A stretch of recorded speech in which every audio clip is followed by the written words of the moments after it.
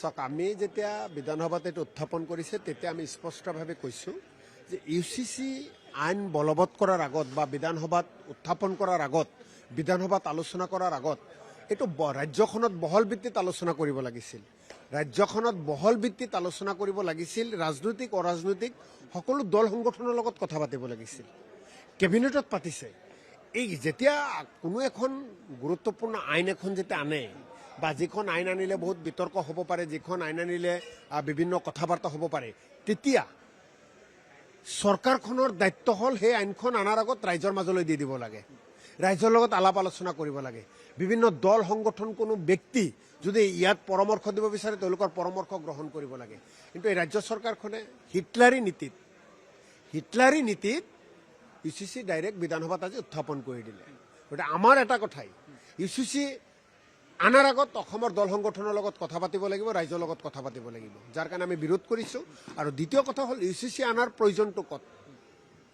UCCৰ প্ৰয়োজন এতিয়া অসমত ক'ত? UCC যে নাই তাৰ কাৰণে অসমত কি অসুবিধা হৈছে, এই কথাবিলাক ৰাজ্য চৰকাৰৰ পৰা স্পষ্ট জানিব বিচাৰিছোঁ।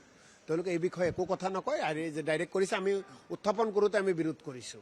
আমাৰ কথা হ'ল এটাই, এই আইনখন অনাৰ আগত আকৌ কৈছোঁ অসমৰ দল সংগঠন ৰাজনৈতিক অৰাজনৈতিক আৰু ব্যক্তি বিশেষে কথাবিলাক পাতি তাৰপিছত বিধানসভাত উত্থাপন কৰিলে ভাল আছিল। এতিয়া উত্থাপন হৈ গ'ল, এতিয়া আলোচনাৰ বাবে ৰাখিছে, আলোচনা হ'ব, তাৰপিছত বিহিত হ'ব। আলোচনাত আমাৰ কথাখিনি আমি ৰাখিম। আমি চৰকাৰক ক'ম যে আইনখন অনাৰ পিছত অসম কি লাভান্বিত হ'ব, এই আইনখন নাথাকিলে অসমত কি ক্ষতি হ'ব, এই কথাবিলাক চৰকাৰৰ পৰা আমি জানিব বিচাৰিম।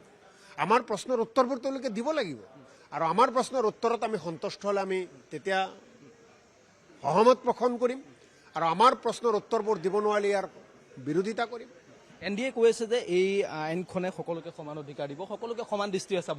আপোনালোকে কিয় বিৰোধ কৰিবলগীয়া হৈছে?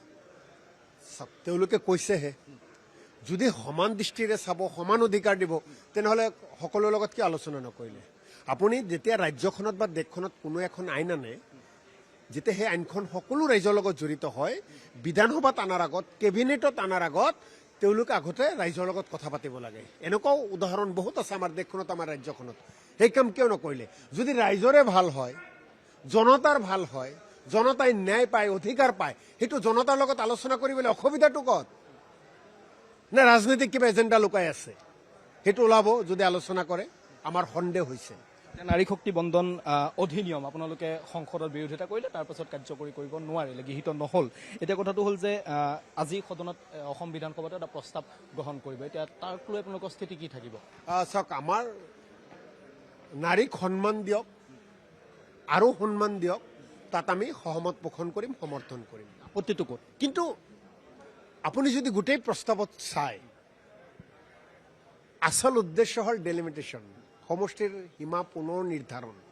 যেনেকৈ অসমত সমষ্টিৰ পুনৰ সীমা নিৰ্ধাৰণ কৰি তেওঁলোকে তেওঁলোকৰ মতে গোটেই সমষ্টিৰ মেপবোৰ বনাই লৈছে। ক'ৰবাত 27 লাখ ভোট, ক'ৰবাত 10 লাখ ভোট, ক'ৰবাত 3 লাখ ভোট, ক'ৰবাত 1,25,000 ভোট। এই যিটো অন্যায় কৰিছে নিৰ্বাচন আয়োগৰ জৰিয়তে, গতিকে আচলতে নাৰীক সন্মান দিবলৈ তেওঁলোকে বিচাৰিছে নে নাৰীক সন্মান দিয়াৰ কথা কৈ তেওঁলোকে সুবিধা লাভ কৰিব বিচাৰিছে, তেওঁলোকৰ ব্যক্তিগত ৰাজনৈতিক লাভালাভৰ কাৰণে চিন্তা কৰিছে, এই কথাটো হ'ল মূল কথা। গতিকে এই মুহূৰ্তলৈকে যিহেতু উত্থাপন হ'ব দিয়ক, তাৰপিছত কম। নাৰীক সন্মান দিয়ক, তাক মুকলিকৈ সমৰ্থন জনাম, চিঞৰি সমৰ্থন জনাম। কিন্তু নাৰীক সন্মান জনাবলৈ কেৱল মুখত, বেক চাইডেদি তেওঁলোকৰ লাভান্বিত হ'ব বেলেগ ফালেদি, তাৰ পূৰ্ণ বিৰোধিতা কৰিম। মানে আপোনালোকৰ কথা হ'ল ডিলিমিটেশ্যন নকৰাকৈ নাৰী শক্তি বন্ধন অধিনিয়ম আনক ছাপোৰ্ট কৰিম। নাৰীক আজিয়েই পাছ কৰক না, 33%, 50% আসন নাৰীক এৰি দিয়ক, আজিয়ে দিয়ক, আমি ছাপোৰ্ট কৰিম। কিন্তু ডেলিমিটেশ্যনৰ শব্দটো কিয় আহিল? ডেলিমিটেশ্যন হ'ব, চেঞ্চাছ কেতিয়া হ'ব? চেঞ্চাছ হোৱাৰ পিছত ডেলিমিটেশ্যন হওক।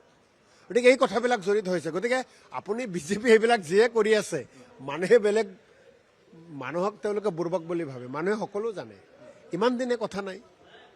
অসম বিধানসভাৰ হোৱাৰ আগতে কিয় 33% ৰিজাৰ্ভেশ্যন নকৰিলে? গতিকে এই যে নাৰীৰ প্ৰতি যিটো 33% ৰিজাৰ্ভেশ্যন, তাত সমৰ্থন আছে, কিন্তু ডেলিমিটেশ্যন শব্দটো ইয়াত জানিছে, তাত আমাৰ ক'বলগীয়া বহুত আছে।